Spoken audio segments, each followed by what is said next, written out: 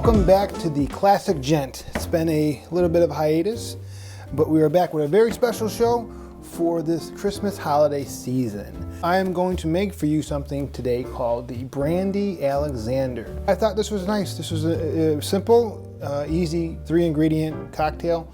When I brought it up, my mom really was excited about it. Apparently she's had them and she liked them. So I thought this was a great Christmas drink.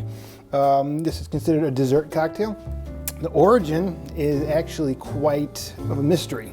So normally we have a very specific timeline of who did what, where, and when, right? But in this case, it's supposedly the wedding of Princess Mary to the Viscount Lascelles in 1922. That was one origin. The other one was possibly the Russian Tsar Alexander II.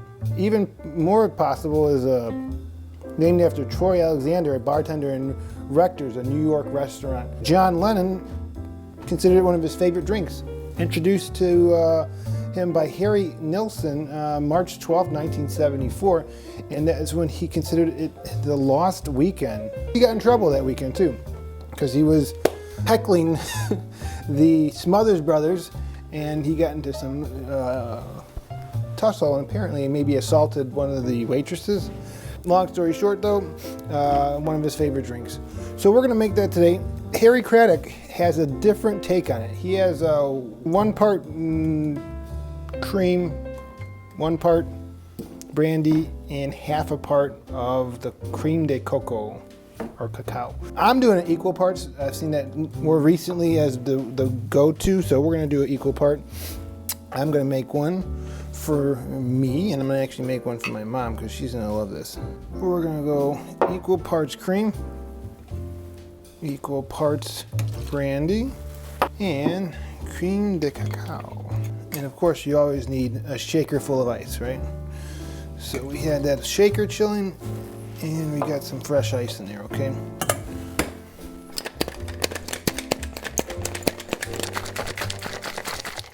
I think we are there. A little bit of leakage.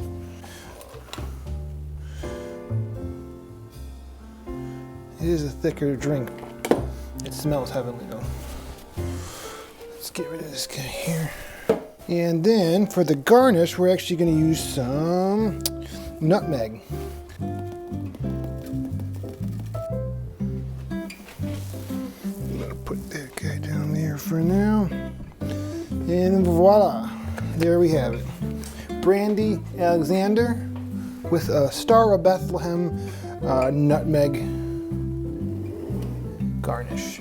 Thank you for joining in again for the Classic Gent, the holiday edition Christmas special. As always, we appreciate you being here. If you have anything you want to see, anything you want us to tackle, let me know. We do like classic cocktails. This one is actually more of a 20th century cocktail, but this one's going to be delicious. And don't tell my mom, but I'm drinking this one myself here. That is delicious. Excuse me. Yeah, I'm sorry. I got to go, folks. I'll see you later. Thank you. God bless, and Merry Christmas.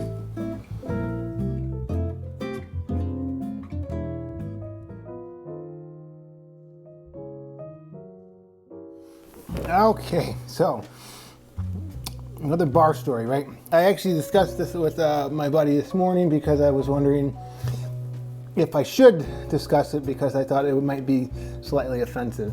Very young at the time, I was probably like 23, 24 years old. We were going to a event called the Big Ballers event. So we're all dressed in suits and we go to this bar. It's a little bit of upscale bar. I agreed to buy a round of shots if the gentleman who asked me to buy them would pay the tip. They ended up choosing Patron, which was very popular at the time because it just came out and everyone was talking about it, and it was a huge premium brand, right? I ordered them and they gave us a nice rock glass full of Patron. It was pretty hefty. It was definitely not, it was like a 2-3 fingers, glass of Patron. Young and dumb, we go to shoot it. Now I shoot it, the other guy shoots it.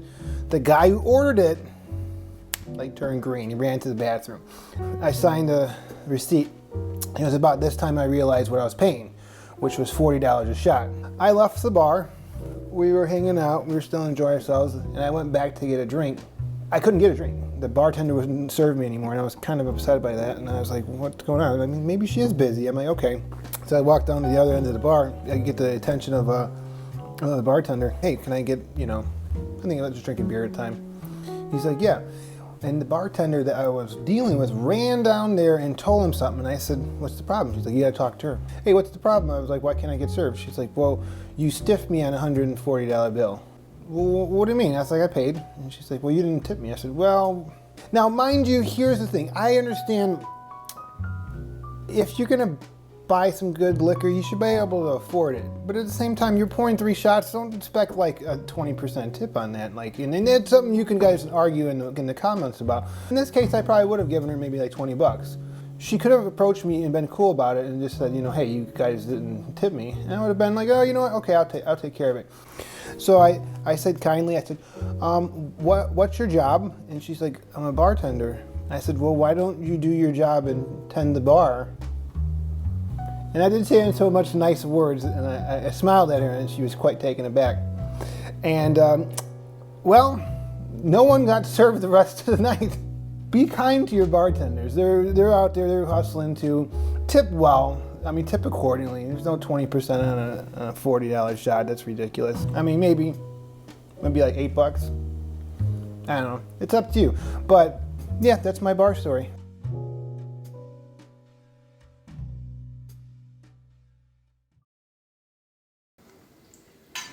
All right, my mom, she's kind enough to be out here. We do appreciate the fact that David Reyes came out here. He's in the green room right now, enjoying a cigar. But David, we ran out of time. I do apologize.